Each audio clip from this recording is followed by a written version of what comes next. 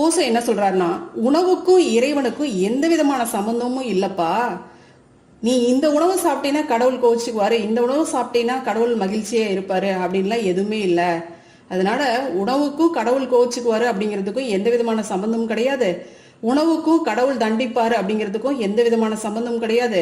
ஆனா உணவுக்கும் உடலுக்கும் சம்பந்தம் உண்டு, உணவிற்கும் கர்மாவிற்கும் சம்பந்தம் உண்டு, உணவுக்கும் உன்னுடைய குணத்திற்கும் சம்பந்தம் உண்டு, உணவுக்கும் மனிதனுடைய வாழ்விற்கும் சம்பந்தம் உண்டு, உணவுக்கும் மனிதனுடைய ஆயுளுக்கும் சம்பந்தம் உண்டு, உணவுக்கும் மனித மனதிற்கும் சம்பந்தம் உண்டு அப்படிங்கிறார். அதுபோல மனதிற்கும் இயற்கைக்கும் இறைவனுக்குமே சம்பந்தம் இருக்கு அப்படிங்கிறார். மனித பிறவி அப்படின்னு பார்த்தோம்னா கர்மாவின் அடிப்படையில தான் மனித பிறப்பே இருக்கு. அதை கரைக்கிறதுக்கு தான், இந்த கர்மாவை கரைக்கிறதுக்கு தான் இந்த மனித பிறவியே. இது நம்மளுக்கு தெரியும்.